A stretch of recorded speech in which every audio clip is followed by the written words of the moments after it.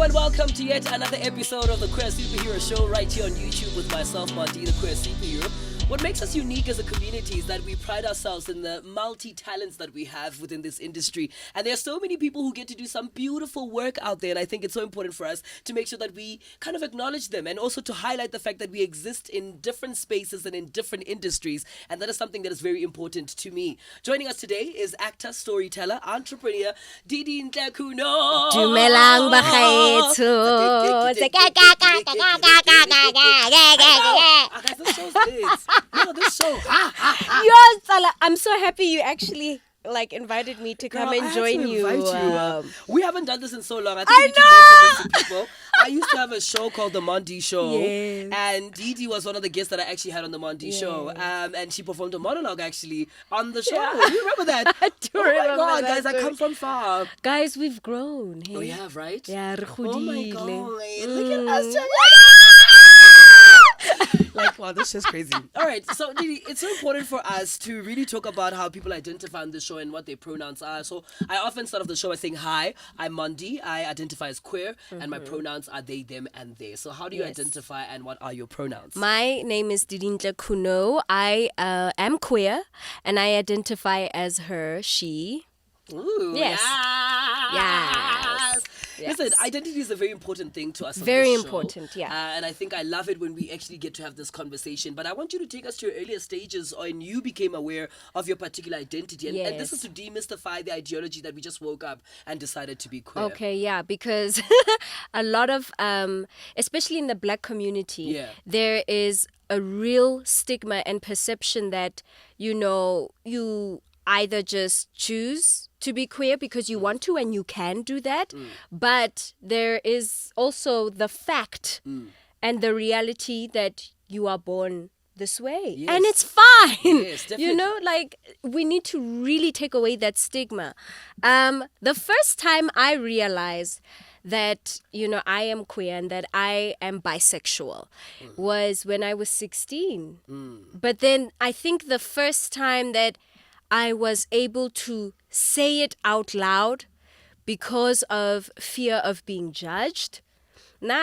Remember, I'm from, a small town, Yes, same as I, girl. Right? Everybody's small towns. Exactly. And I never really had a lot of exposure to a lot of queer women. Yeah. It was mostly queer men. Especially growing up in high school, that I wasn't really exposed to the existence of people like me. So when I was opened up to a bigger reality outside of my hometown and I moved to Johannesburg to study drama, that's when I learned. And let me tell you, this is a funny story. So one of my one of my best friends, the first person that I became friends with when I moved to Johannesburg, she was bisexual, right? And she was dating another girl. And I remember being so fascinated by their relationship. I remember feeling like, every time I'd see her and her girl, visiting each other at the South Point building that I stayed at, Geldenays. I remember just as soon as they were done seeing each other, I'd my friend's room. Show me, tell me everything. Yes. Because I just felt like when she would share her experiences in her relationship, I was living vicariously through her. Yes. Because I never had the opportunity to explore that aspect of my sexuality. So everything that I wanted to, all the questions, and she was so kind, all the questions that I had for her, she just answered them freely. And she created such a space of refuge for me to, at the time, come to terms with the fact of who I am, what I like, what I prefer, and that it is not wrong or that I'm not weird. Because obviously when I first realized it at 16, I felt really weird about it, right? There was no one in high school that was queer except for one boy, and he was a few grades younger than me. And I just felt, you go through this really sad time, especially when you're an adolescent, where you want to assimilate with the crowd. You want to try and be like everyone else, very right? True, very true. And then once you are exposed to the world and you meet different people and you come out of your shell, you then realize, oh, okay, I have the space to be myself. Yeah, I don't because have to exist in the binary. I don't have to exist in the binary because I see other people doing it. And that is why it's so important to have influential people like you who can, and I've expressed this on Instagram so many times. Every day, you're just like, you're my biggest And hype man. today you still inspire me to live in my truth and that it is okay. Yeah, and it's beautiful. It's a beautiful experience. It's beautiful to live in your truth and to be yourself and to be authentic in it. I'm keen to find out, who were one of the first few people that you shared this with when you got to that level of acceptance of self? Yes. Or where you started to realize, okay, this is me and I'm really going to live in this truth, you know? It can become very scary because a lot of the Of times course it's very scary. We don't think, oh, if I tell my mom and dad, it's going to be this. I'm going to tell you about the story I told my mom and dad. But first, the first people that I could share it with was, it all happened in my first year. And it was my best friend at the time. When she was seeing, her ex at the time. And then it was, I remember I was so fascinated with this show called The L Word. Yes. And even the old show, dear. It's very old. The new one or the really, really old one? No, I'm talking about the old one, 2004. The 2004, Beth I don't know how I watched and that Tina. when I was so young, but it was beautiful. It was beautiful. Beautiful but show. although, it was a representation of white queer lesbian. women. It's like Queer as Folk. There's Exactly. a show called Queer as Folk, which is just a white gay man. Yes. So, at the time, I had the sense of realizing, Khore, they have a different privilege because, that side in the Americas, they were still dealing with stigma. But, they're white, they're women, they occupy they're not industries that not a lot of black people are able to that occupy. not a lot of black people are able to occupy, and they're of a different economic stance than what I was back then watching it. So I knew that there were differences and that they had a certain privilege, but I think the humanity of these characters and just seeing characters like me, and then they introduced a trans character. I remember that. And then they introduced a bisexual character. And then as I was going through my journey, of just being open about my sexuality, I then understood the discrimination and the prejudices that bisexual people face. Yes. And I remember watching it at that time and I didn't understand it. But having lived through it, I understood it completely, especially within my context. So I had a cousin who, from my father's side, who moved to Matlosana and was studying but also working. And she worked at my parents worked very hard, invested, and they bought property in town, and then they turned it into a guest house. And so if it was holiday, go South Point. Go South Point, back then they would tell the students to go back home during holidays. No one was allowed to stay. Oh, wow. Go Joburg. Yeah. So you would go back home, and then, haki fitla gae, I would make sure ke a thusa. I help, I work at the reception. And then she came into my life and I realized she's queer. But she was like butch. Now I know I try to refrain from categories. But then as human beings we have terms to like that, put you in that, just so we can help ourselves Understand identify because the world, our limited thinking, So she was like a flaming butch. And I was so fascinated by her. You're just like, I was so fascinated by her, but she was my cousin. So I couldn't even do that. Yeah. Right? Yeah. But then so then I spoke to her about this show that I was watching. And she would have conversations with me. Yeah. And it was like us, right? So she would give me the context of what it felt like to be in her experience, and the violence, like the rape culture around how girls like her was happening at that time. And it was rife. Huge. I remember wanting to invite her to an exhibition. I think it was the year after, in my second year, at the Stevenson Gallery, where Zanele Moholi. Zanele Moholi was having incredible artist. She was having an exhibition about the violence and the rape that was happening to queer women, especially the locations.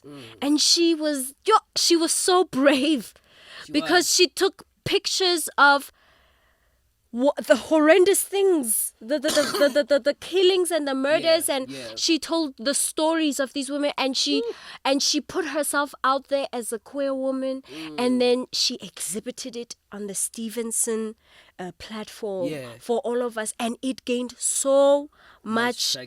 It spoke about a lot. It spoke about a lot, and it exposed a lot.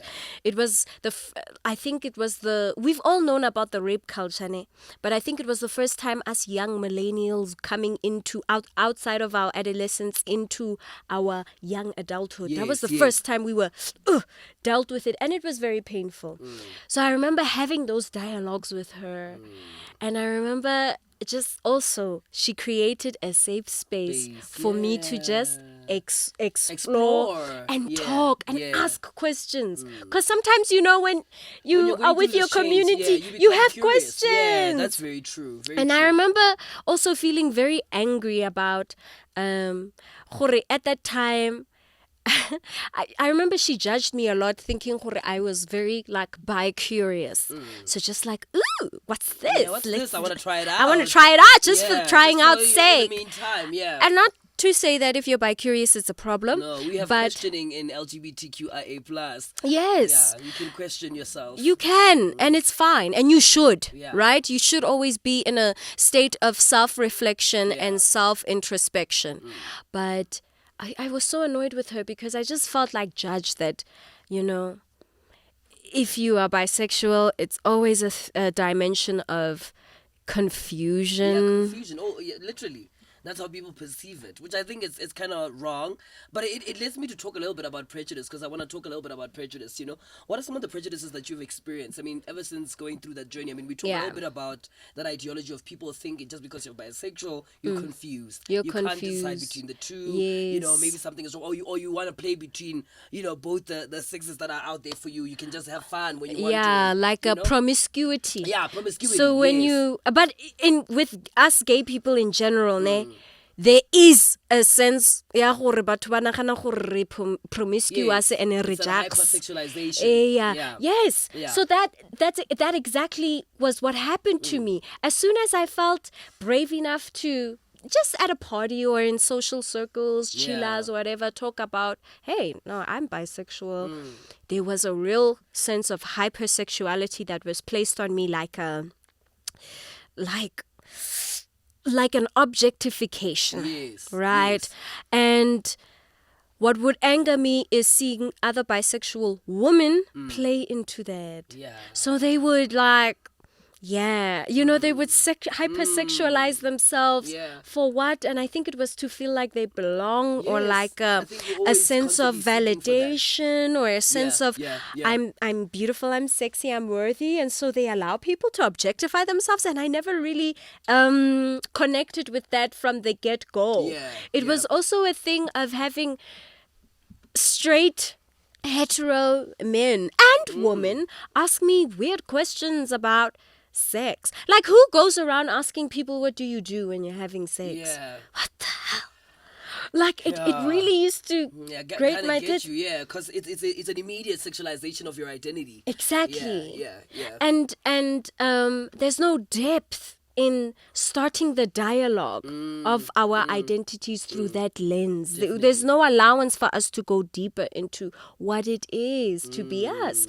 And Yeah, it used to became a really lot, right? it became a lot, and it used to anger me a lot, and I remember just feeling misunderstood. Yeah, yeah. Constantly misunderstood, and as a result, not accepted for who I am, and but then you grow older, and then you release the need to be accepted by society. Yeah. And then you realize that your individual voice and your authenticity is far, and I mean far, more important than what, people who have very limited ideas and an understanding of themselves. Yeah. You start to care less about what people think about you. Are there things in your schooling years that you wish you knew that you know now? I mean, I think a lot of the times when we reflect upon our life, we realize, if I had learned a few things when I was younger, and figured that part out, I would have navigated my high school years properly. I would have gotten to university with a greater understanding of myself as well. Yes. Are there things that you feel like you wish you knew when you were younger that you now know? I wish, because when I was younger, I had a really artistic an urgency to express myself artistically. Yeah, and I was such a little nerd and geek about Broadway musicals. Me too. And Girl. I literally had a huge R in my room of like billboard, like literally Broadway posters everywhere. Ask anyone I went to high school with, they'll tell you. They were like, yo, that was a colorful room. And that was my room. I legit was going to be like... That's expression. That's self-expression. Guys, oh my God. I think one day I'm going to win a Tony, guys. Yes! And I'm for it! And as a creator, I always said I'm going to be a Broadway producer somehow, Yes, And darling. I think that's kind of like the ideology. I haven't given up because people are like, yo, do you still do musicals? I'm like, yo, you know what? I still do it somewhere in my head. Babes, You should anyway. I will, trust me. Anyway, but yes, I was such a little nerd and geek about music, about Yeah. acting and performing, about musicals specifically and Yeah, Broadway musicals. And we never had drama or any of those things growing up in my high school and primary school. So I remember feeling like a nerd. I remember feeling like a geek about it. And I remember my parents now saw this little talent and these gifts, and then they would save up whatever they could and take me to piano and flute classes. They tried. And then it was me who stopped them. Oh, wow. Because there was a real sense, I'm not like anybody else around here. No one's talking about being an actor or a singer or an artist or a painter. That's not a career. Even I remember even those career surveys that we had to, those guidebooks, they never really had space for us artists. They definitely weren't inclusive. And so I felt like, well, I don't want to be poor. I don't want to be different from others. And I wish I had the sense of knowing my unique voice. And my uniqueness is that's my magic. Yes. And your superpower, darling. My superpower. I wish I had continued with those piano lessons. I wish I had sang more. I wish I had written more stories. I wish I didn't feel embarrassed. There was a time where I was shamed in my English class we were studying King Lear, and we had to do prepared reading. Those were my favorites, because then I'd stand in front of my desk or I was those characters. And I felt so weird because people were just like, whoa, she's so passionate. Yeah, she's so serious. She's so serious about this King Lear. I was also that girl. Exactly. So I wish then that is a gift. Yes, right? It's because we knew that it was a mode of communicating, and it was very important to know how to communicate in that mode. Because it forms part of your artistic expression as a performance artist. But I had no mind. I had no guidance around that. I was filled with a lot of self-doubt and shame on top of my feelings. Oh my God! right. Listen, I wanted to talk about, and I'm glad that we spoke a little bit about these things that you went through in high school as well, and we got to draw parallels of that. But I want to talk about purpose. Do you feel that you have found purpose, and how would you define purpose? I mean, recently throughout this session of actually finding out a lot about people's purposes, people define purpose differently. Yeah. Some feel as though you're constantly finding your purpose, Yeah. and that is not something that you necessarily just arrive to. So I'm very keen to find out, have you found your purpose, and how would you define purpose? I think it's different for different people. I think for others, your purpose comes out in your childhood from a very early stage, like us. Yeah. I think part of our purposes of being artists came up when we were kids. Yeah. For other people, they just have to sort of find it and they have to explore. So I don't think of purpose in that linear way. But I do believe that every single person is born on this earth With a purpose. with a reason. Definitely. Yeah, for a reason, with a purpose. Yeah. And the more that you are inauthentic, the more you run away from yourself, the more you delay understanding what you are here to do and in what scale that you're going to do it and how you're going to go about love it. that. Yeah. So it is important to explore your purpose, but the only way you find that out is through self-exploration. Definitely. And through being truthful and authentic about who you are. So then the journey of finding what it is you need to do. Yeah. You know what I also believe, Jorge? The natural gifts and talents that we're given when we're children, when we're adolescents, even now, the dreams that we have, like our aspirations, the things that we want to do, those are messages from Modimo. Le badimo ba rona. Very true. Those are messages from our God telling us which direction to go in our lives. Definitely. So you have to listen to your dreams. You have to go after your dreams because they probably are taking you towards your purpose. Definitely. Wabon? Yeah. Wow, I love that. I love that so much. It's so empowering to somebody who's listening. I think, I want us to talk a little bit more about mental health. And I think this is a very important conversation within just our industry at large. Yes. And just being queer as well. And having to navigate the spaces that you navigate. Yes. Have you dealt with mental health and how have you navigated that? I mean, really, just the crevice of everything. Yeah. I think given our past and our the violence of the past that we come from, I think everyone has dealt with mental health issues, maybe at varying degrees, but we are part of the lineage of apartheid. Everyone has dealt with mental issues because of that context. But when it comes to personal things, yes, I have dealt with mental issues. I have dealt with depression, especially after I was sexually assaulted. I was raped. And so surviving that assault and that invasion, I went through a very tough time.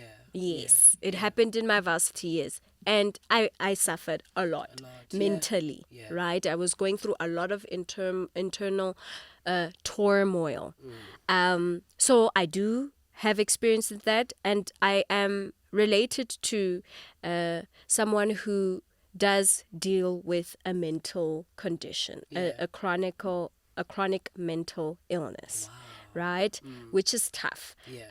So yes, my relationship with mental illness and mental health is a very close one. How would you say, I mean, have you dealt with, someone who has dealt with mental health, did you have any case of suicidal ideation? And how did you combat that? Because I think sometimes when we are dealing mentally, and especially when you've dealt with something traumatic as a sexual assault, I can imagine that it takes you out of your body, right? Literally. Yeah, and you feel very lost and you feel alienated with the world. You go through in psychology they called it, and it was part of the reasons why I took psychology as a major too. They called it dissociation, where you are traumatized, however you are traumatized, and then you just go through these next few weeks of your life so dissociated, like you feel like you're out, you're like in not and out living of that life. your reality. Yeah, it's like you're watching yourself live the life that like you're you're living. just observing, and not from not from like a detached, empowering way, from a helpless and I'm moving, through the I don't world, know but I where don't I'm know moving, what's Yeah. happening. Yeah. And It's botlhoko, very sad. because it's numbing as well. Then it's a difficult thing, because you also you disassociate with your own feelings. So you don't know anymore that you are feeling angry, or you don't even care that you are feeling angry or sad or happy. Yes. So it's a very sad place to be, and that mostly leads to suicidal ideation and suicidal ideas and thoughts. And how you best deal with it. It's very tough when you're quite dissociated, but I remember part of the dissociation was also this feeling of pride. Like, and when I say pride, I mean, it's like a weird thing of, why should I care? Because nobody cares. And I don't want to let people know of this thing, because I'm vulnerable. And I don't want to seem weak. And I remember, Yes. I remember also learning, like running away from going to these group therapies of rape survivors. And I remember going through this stage where I thought, well, I'm not going to victimize myself. I'm not a rape survivor. I'm a thriver, and I'm not going to classify myself in that group. And that was wrong. And that was the depression speaking, and the trauma. And and there were times where I did feel suicidal. And also that relative that I just spoke of, tried to commit suicide at some point of their lives. And so I think the best way to deal with it, from my personal experience, is just to not be afraid to ask for help. Even when things seem very dismal and things seem like it's just not going to work, so what's the point of just continuing anyway? Yes. Just reach out and ask for help, because first of all, it doesn't hurt to have just a smidgen of hope that things could turn around. And it also doesn't hurt to give it a try. I know in the moment you're thinking, but what's the point? I'm going to get hurt again. But then I remember meditating on these words at the time. Part of the human experience is suffering. Like, suffering is something that we're all going to experience, whether we are aware of it or not. So it's really about just how you navigate that suffering and how you deal with it, because everyone suffers. And not to say that your traumas are like not valid, but everyone is going through some form of suffering.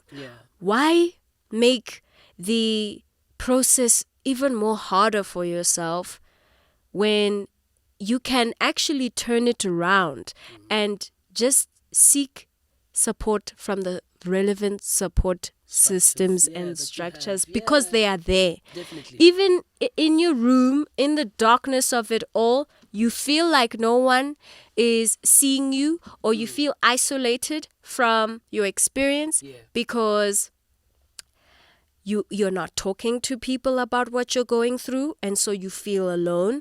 But I'm telling you, if you just try and reach out to an institution that can help you with that. And I'm not talking about like these institutions that are going to be quick to drown you in medication. I'm talking about, right? And that's another part of the mental health situation that must be dissected, like the misdiagnosis. But you have to go and see what your diagnosis is, but then you don't get misdiagnosed.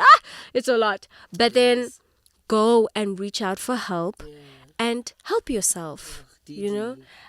Thank you for choosing life. Thank you for just Yes. choosing to be here and to speak about it. I think that's Yes. such an important thing, because mental health is something that I've dealt with. Yes, I That I've know. struggled with for so long I as know. well. And to finally be in a position where I know that I'm not alone, and I've got people like yourselves in this industry where we're kind of going through this together in some sense, because our Yes. experiences are somewhat similar. Somewhat similar. Yeah. Yes. Thank you so much.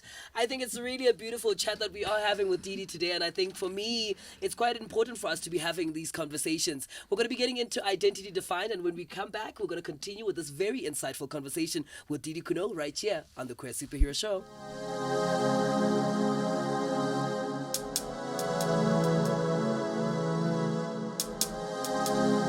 What up, what up, what up? This is Marlon67. I am gay, identifying, and sexually fluid. What that means is that who I have sex with does not define my sexual orientation.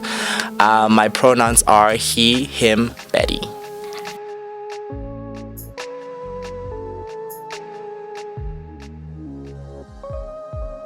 That was Identity Defined right here on the Queer Superhero Show with myself, Monty, the Queer Superhero. Please do make sure that you get into it. It's a queer encyclopedia, I call it, because it's all about accessing the different identities that actually do come onto the show. And I think one day it could be something that could be included in a school curriculum. You never know, baby. I love your thinking. Yeah, I know. You're so forward thinking. like crazy. And we need to build an archive. Yeah, an archive. Yes. Literally. That's the whole idea behind that. Good. Oh my God. Like, I think this is the moment where you have to ask me about my tattoo, because you want to know why.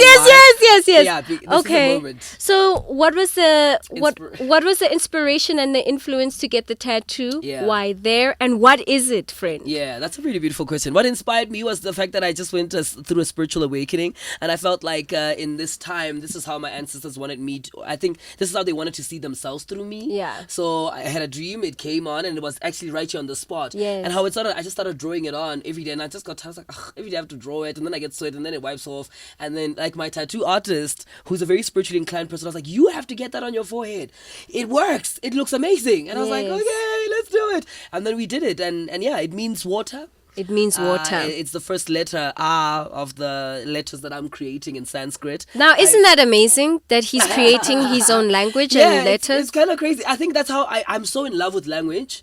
I've always loved language so much. I've always been good at language, which is kind of crazy. Even with my mother tongue, I was an A student in my mother tongue. Yeah. I was like, but English, when I go to school, I never shade about it to be English. It was kind of tough, But I genuinely enjoyed language, And I think that's one thing I want to study as time goes, because I think as we navigate in the future that we're going, Sanskrit is going to be like a form of communication, and it's how kind of like China has built its kind of empire in a sense As well. because they only use that kind of form of writing, which Or I think even, and not just China alone, like different Asian countries as well. Yeah, even when you think about Ethiopia and its own, I'm fascinated by the fact that Ethiopia is the only African country that has never been colonized. Yes. And they're the only African country with their own alphabet. Yes. So I thought like that for me, that it just got me fascinated. And I was like, wow, if somebody can do that, like why can I not? Especially in this modern time of as we're building post-colonialism. future. Yeah. And we're building kind of the future of Africa. Yes. So thank you for that question. That's amazing, friend. Yeah. These are visionaries, Yeah. African visionary leaders. And I'm coming for you, honey. Yes, honey. All right, you are a feminine queer person, Yes. and you are quite heterosexual presenting in a sense, I would call it. I mean, your gender expression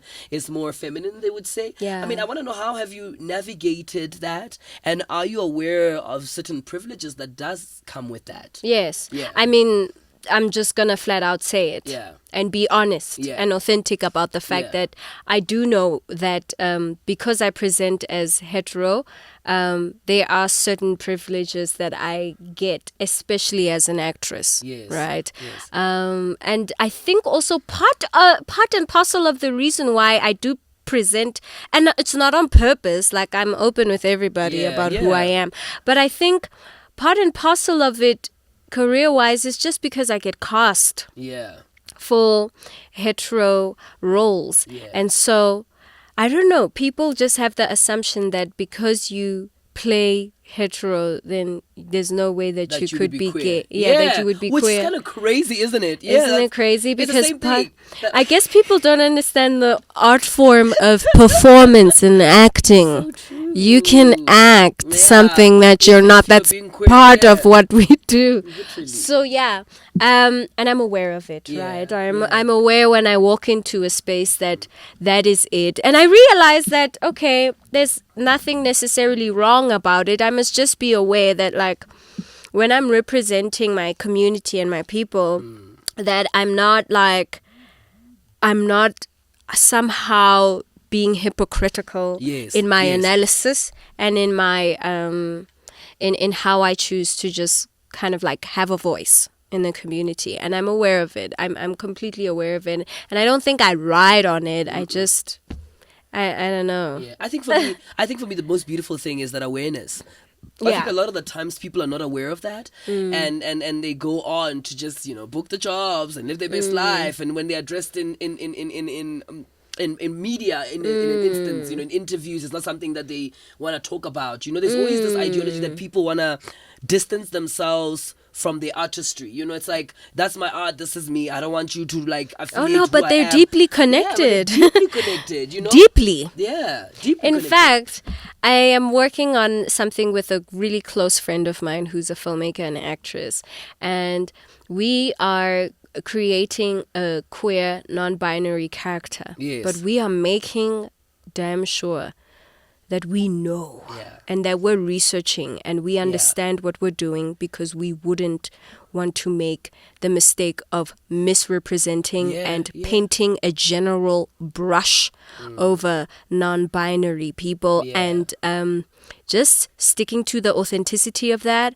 and getting a non-binary actor to play it. Really play it, yeah. And I know, I just said now, because that could be contradictory to it's what I not just said now necessarily. about acting. It's quite important what you're saying, and Yeah. I'm gonna, because I got asked the same thing in an interview. Sure. And they said, "How do you feel about a straight man playing a gay queer character?" And I said, I don't also want to undermine the queer actor's ability to be versatile. Yes. Because sometimes it can be very limiting to that actor if you think they're only just meant to play queer characters. No. But however, I do acknowledge that when cishet people play characters that are not necessarily gender conforming, therein lies the problem, because you can't just alter that mentally. No. You can't. There's no way, and that's how I explain it. It's not necessarily a contradiction. Yeah. It's understanding how the community works and how that in itself, we still are able to be artists within that in itself. Exactly. Yeah. Yeah. So please, I'd like to get your sentiment as well on that, and how do you feel about it? I mean, do you think that queer actors should play just queer roles, or do you feel like No. I think everybody should. I think the role should go to the best person to play the role. That's honest for me. Yeah. But at the moment, we do know that, like, just economically and also career-wise, it's very difficult for queer people to be able to excel in certain ways, right? Especially queer actors. And so I do think that it would be fair for queer actors to play queer roles. and be limited in that way? Because they know the lived experience really well, and they'd be able to,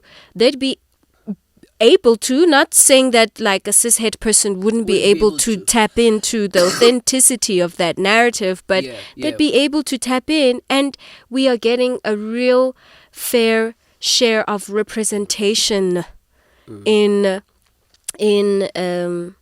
the stories that are being told. So yes, give them the roles, honey. give them the roles. And I'll tell you this. It's a conscious decision that I made when I got casted for Surviving Gaza. Yeah. That I want to be as femme as I can. That's why in all the media stuff that people have seen and all the stuff that has went out there with me, is that I wanted to be as femme as I could, because I wanted to be a complete juxtaposition for my character. And I'm sure people were just like, let me tell you, this is an actor.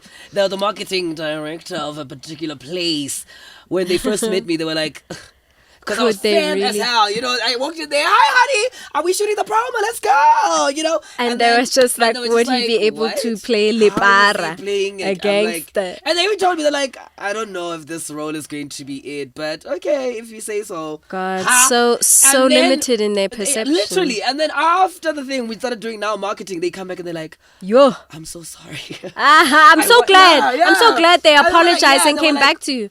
Yeah, they were like, I'm really sorry, like, yo, like, I really misjudged you. I didn't think, like, you would be, Yeah. like, I was scared. When I watched that character, I was genuinely scared. Yes. And I was Oh like, my God, but you look so scary in it, Brent. Watch it, baby.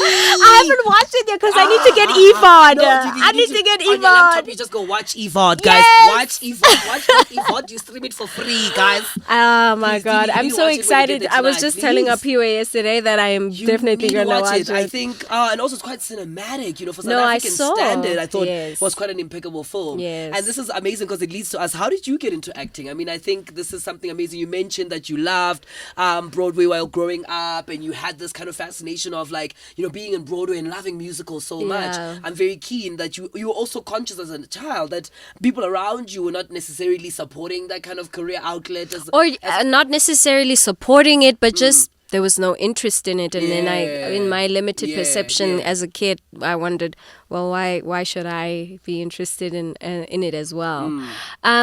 So the first time I was on a stage, I was 16 years old in a review, and my math teacher, who was very artistic,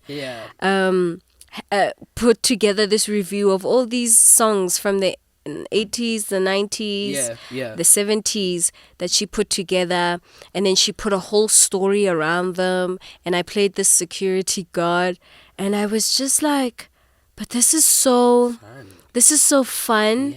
And this was so interesting for me to do. I felt like I was exploring a different facet of myself already at that point, and the stage didn't, you know, when as an actor, you generally, sometimes you do get like a stage fright. Yes, you do. No, yeah, I you think get that's stage natural. fright. But there was just also another comfort. Like another, like, oh, this seat feels so it's quite damn comfortable. right. Yes. And so that's what it was for me. Then I realized, actually, maybe I should do this, maybe I should screw what other people might be choosing for their careers or whatever.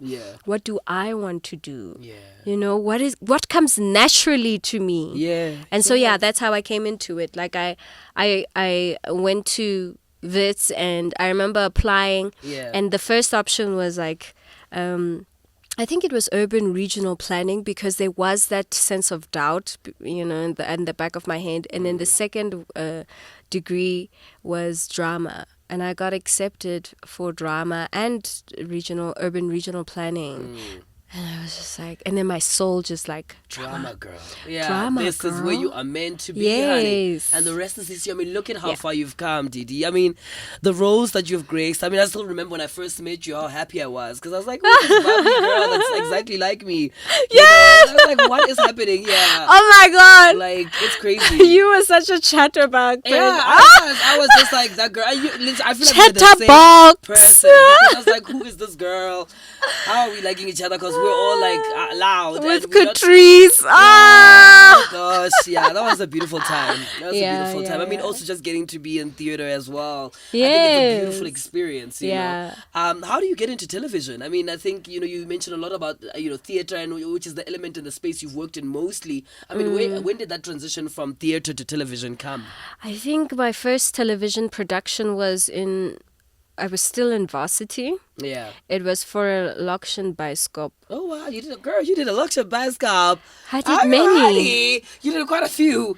Yeah, I did quite a few, and it's great. I love Lokshan Bioscope. Luxor Bioscope, but the girls rose from Luxor Bioscope. Exactly. Everybody starts there, guys. Please, everybody starts there. People rose. Yes. I think Natasha was also on a Luxor Bioscope at some point. But look at the girl; she's out here rising. Rising. Yeah, this is good. Yeah, this is good. But I'm glad that we are able to occupy different spaces. And I think, how was that transition for you, getting to work on a set for the first time? I mean, it just came naturally. Yeah. It came naturally. I remember I was doing a course, a screen acting course, and just the notes that were coming in. For the first time, Wits decided to introduce a very foundational level of screen acting as like a part of the semester. And those the things that they were teaching us about, like screen acting, just came naturally. And then I started also a screen acting 101 course with Rajesh Gopi, who is an award-winning playwright and actor and theater director and TV director. He first cast me in my first lead role in a Wits production called Yarma. And then he kind of saw potential in me and took me onto his workshops to learn how to act for screen. Oh, wow. And then from being really molded and shaped by Rajesh, I joined Stephen Feinstein's Indigo View Actors Academy. And then that's when I could distinguish just the different technicalities between theater and screen, and I still train with Stephen to this day, because I feel like actors should always just stay in training if you can. Be sharpening the tool. I think that's a beautiful thing. I mean, I wanted to talk a little bit about couch casting, and I think a lot of the times I've seen this conversation being brought up, but it's a huge thing in Hollywood as well. Is this something that still happens in our modern times? And Yes. Is this something that people still yet experience and that we hear among the actors industry? Yes. And, wow. And it comes from the fact that things are just poorly regulated in our country, right? And so there's just an ease for the corrupt ways of how we put productions together to take shape and make way. Like, couching still happens. I mean, we're going to be singing the song of Can We Stop Exploiting Actors for a very long time until things get regulated and until actors get I want them to rights sign and that royalties. bill, Yes, until that bill gets signed, we're going to be singing this song for a very long That time. bill makes me sad. But yeah, I've never actually experienced couch casting, because I'm not gonna lie, I've experienced being approached by a producer and or a director, predatory vibes, definitely. And I've experienced saying no and feeling like I just shot myself in the foot because I could be working right now. Experiencing a whole month or two of not working after, having said no to having sex being transactional in that way for a job. But I'm glad I've worked for everything. I've never had to open my legs. Too hard to get to where she needs to get to. And it's fine. And that's beautiful, girl. You got to keep your dignity. You got to keep yourself intact, honey. And I think, And we don't know what people go through for them to do that. For them to do that. And so there's no passing judgment, right? No judgment but at all. I just can't live with myself. And that's fine. No judgment as well. We also don't know what people actually do. Exactly. Go through, definitely. Yeah. But thank you so much for being able to share that. I mean, let's talk a little bit about how back in the days when an actor would come out as queer, and how I still believe that we still have people who are in the closet today because of the fear of being blacklisted as an actor for the moment you embrace your identity. And I think this is something I've seen, where like if somebody comes out, they immediately just be pushed into a stereotypical role that they always play, and they never get to be given the opportunity to play other roles. And then on top of that, not just career-wise, but also their personal lives also become a place where they become attacked. Yes. Like all the time. All the time, especially now with social media. I think back then, there was a real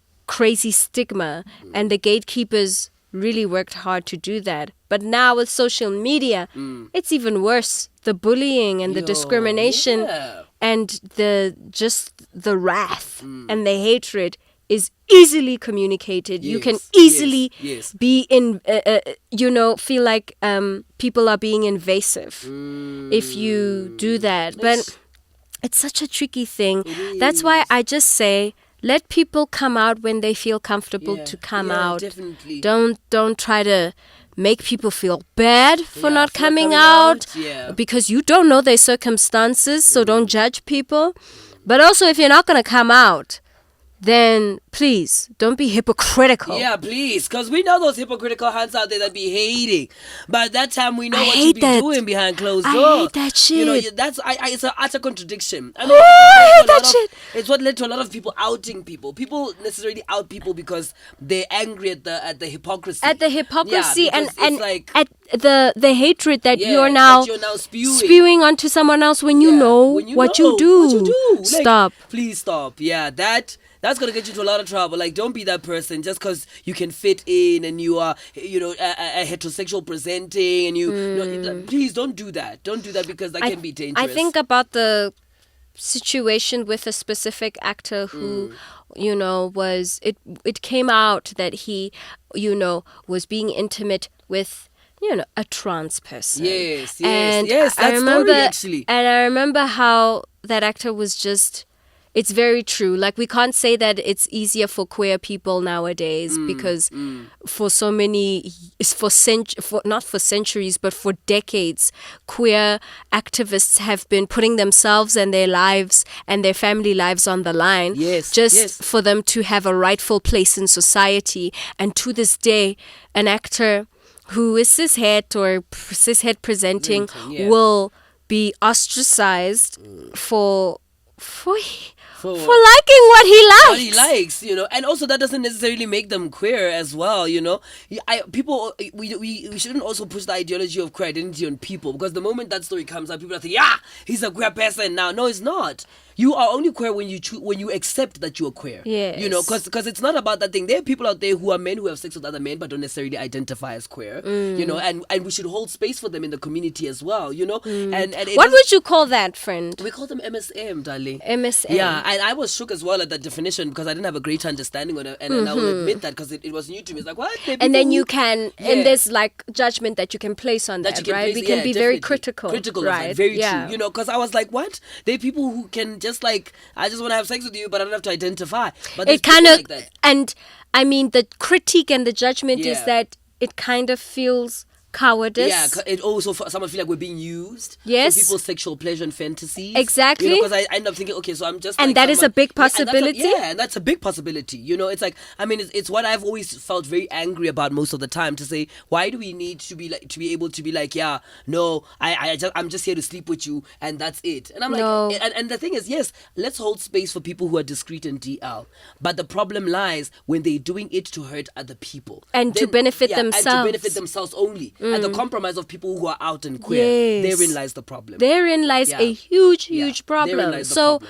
don't be hypocritical. Yeah. And don't be surprised when you get outed. Yeah, because then, you've played that card. Yes. Yeah, you've done it, you've heard somebody else, and you've done all of that stuff. I mean, what do you think about people hiding their prejudice behind their preferences?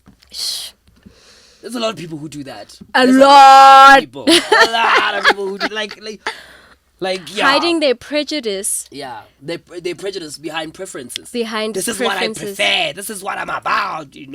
But I think people don't understand where their preferences stem from. Exactly. Maybe that's even the root cause now. Yeah. Maybe we should even start the conversation from like a real sheer ignorance of your own internal workings and why it's so easy for you to then do that. Yeah. But explain that further. I want to understand exactly what you're saying. I think people don't understand where their prejudice stems from. Okay. Sometimes we think, oh, it's because this is what I prefer. But nobody interrogates, where does what I prefer come from? What were you programmed into it? Did I see something that I thought I liked? That you thought you liked? Did you see something in your parents? Parents, somewhere was this. You see what I'm saying? Yeah. There's so many questions there. Yes. And I think a lot of people don't go there. They just say, this is what I know, this is it. Yes. It's like the same example that I always tell cishet people. I'm like, sometimes I feel like cishet people were never given the opportunity to decide whether they're cishet or not. They just get told, you're straight, this is it. But nobody ever says, can I question? Am I straight? Am I really straight? Yes. Who gets to tell me that I'm straight? You get what I'm saying? And I think those things are things that we've got to be able to kind of just evaluate and dissect as well. Yeah. And figure out if it is actually there. Because the reality is that sexuality is a spectrum. It is. Right? It is. And so part of our human nature is highly complex. Yeah. We're highly complex individuals. And so part of our self-discovery is understanding those complexities and just getting a grip of getting a grip on them and being ourselves. Is there enough queer representation in media? I mean, particularly in South Africa. And I think I want us to touch a little bit on that, because I think There is, but we need a lot more work. And I also am frustrated by a lot of like the limitations in terms of broadcasting and what people think is they say we are a largely conservative country. And I think that's very limiting to us. Where people have so things like it allows Yeah. the excuse of our conservatism allows for the lack of representation. It just feels like an excuse at this point, because now people are becoming, with knowledge and the access to internet, people have the capacity. up, guys. Yes, and so we don't have to rest on our laurels in terms of that anymore. But there is a bit of representation for queer, but then it's only within one specific, shall I say, sex or gender, whatever. Yeah, definitely. And then in that representation of gay men, it's always the gimmick type of. It's crap. very like gimmicky, also hypersexualized. It's also gotta be buff guys, Buff guy. Yeah, it's very and true. then it's always like there's no real authenticity with it. So what they'll do is, they'll get actors who are cishet, who may feel uncomfortable with the kissing scene, with the kissing scene. and part of our human experience is intimacy, and so you have to be able to tap into that authentically with no boundaries and no resistance.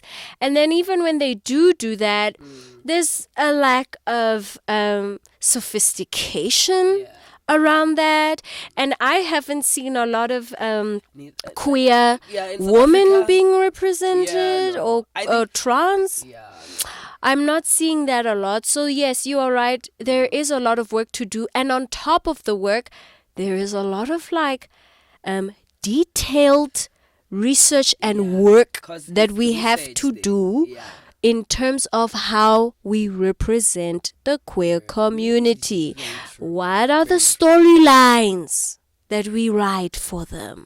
Do these characters have large character arcs that really speak to the reality of the people in the communities, and the intimate moments? Are we going there in a sophisticated way? Because we can't even do that for like cishet. We can't even shoot like sophisticated cishet sex scenes. What's your opinion on internal homophobia? I mean, internal homophobia is a huge thing.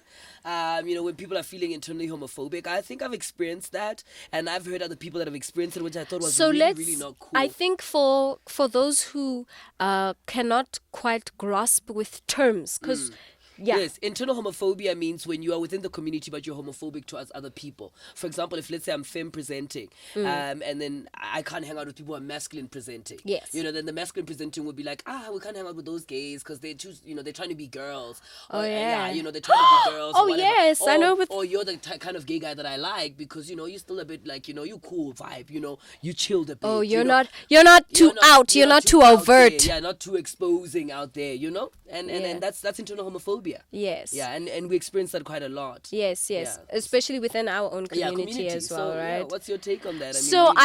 An example of internal homophobia is when, as a bisexual woman, I'm deemed as confused and bi-curious or promiscuous, like ke rata dilo ke jagse, or that's an example of internal homophobia that I have experienced personally. Or like, for example, being asked overt questions like, when you're having sex with a woman, don't you think of a penis? That is the last thing we're thinking about, by the way. Just putting it out there that I'm not thinking about penis when I'm having sex with a woman. Just letting you know.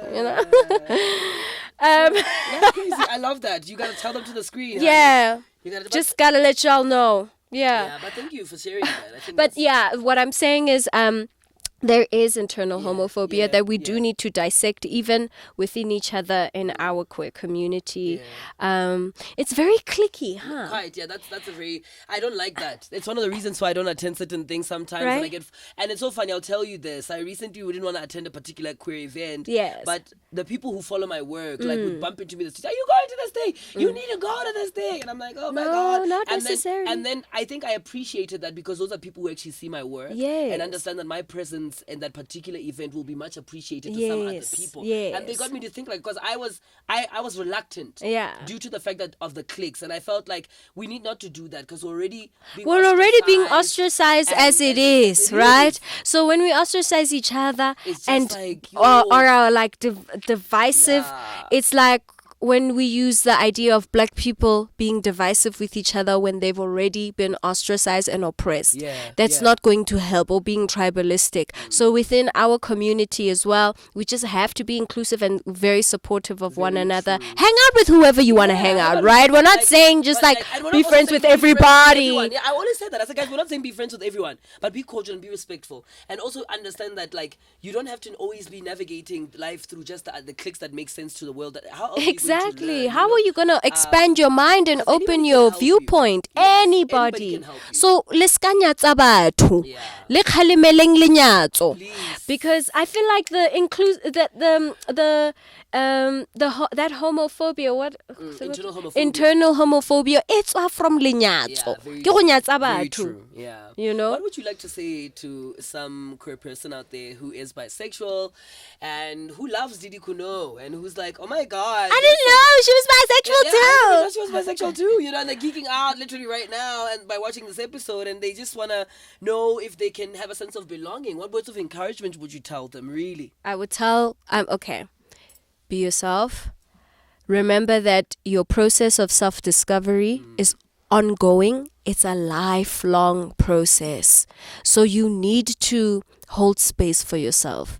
You need to be honest with yourself. You need to understand that your journey is not going to be like my journey, and is not going to be like his journey or anybody else's journey in the room. And so you have to pay homage to your existence and be proud of who you are. And it can be difficult to do that in a society that is still very divisive and there's still a lot of stigma. But none of the big people that we love in society or that we respect ever made it to the levels that they made it to by giving in and by running away from themselves and by not being true to who they are. So you have to start with yourself, and you have to start with accepting and loving yourself, and then from there you navigate the world with my acting coach Stephen Feinstein calls it a wisdom of the soul. Like you have to walk into a room and know that nothing changes just because someone else doesn't understand your journey or doesn't value your sexual preference or your background or your skin color or any of these external identity factors that we place on ourselves. You just gotta know that you're a soul, and you've just got to trust in the journey that you are going, and know that it's a unique one, and know that that's fine. In fact, that's your power, that's your magic, and run with it. Run with it. Darling. Listen, we're not done. We're not done. Listen, that is Didintle Khunou. We're not done. It is not done until we play Who Would You Top Bottom? I love these games. Okay. All right. So, Didi, we're gonna give you 3 names. And Okay. We're gonna decide who would you top. I bottom hope I know first. them. Yeah. Let's see. We've got Karabo Poppy. Karabo Poppy. Karabo Poppy, the illustrator, the gorgeous, amazing illustrator who did all the installations, is on that Johnny Walker ad. Oh yes. Oh yes. Yes. And then we've got guys, Sid the Kid. You know Sid from the internet? Yes. That gorgeous, beautiful, gorgeous queer woman that I also like had a crush on at some point because wow, guys. And then we've got Thabang Molaba. Yeah. So who would you top? Bottom. Verse, honey. You Okay. gotta decide now. I would top Sid. Ooh. Okay. I would top Karabo. You gotta top all of them. You gotta top one and then bottom the other. And bottom the other. Yeah, so you gotta choose one. Who's gonna be the one that you are topping? Oh man. So you're topping Sid? You gotta choose. One Wait. top, one bottom. I think I will verse Sid. Sid. Okay, you'll verse Sid. Yes. And then I'll bottom Karabo. Yes. Ooh, you'll bottom for Garala. Yeah, no, And she's gorgeous, guys. yes, Woo! she's stunning. And then I'll top Versatile. Taba. I'm dead. I am finished. This has been. But I would top all of them. Yeah, you definitely would. You're like dominant. I see it.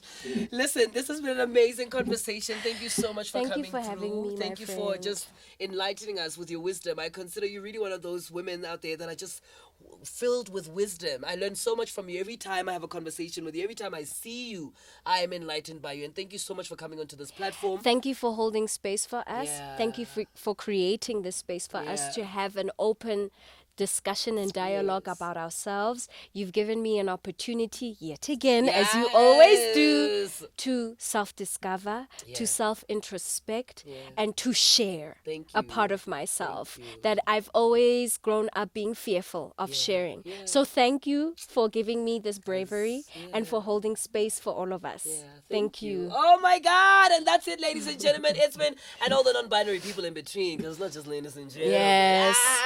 You know it. Listen, it's been an amazing conversation just getting to chat with Didi today. Please do make sure that you go and follow them on their social media platforms. Watch Isono on BET.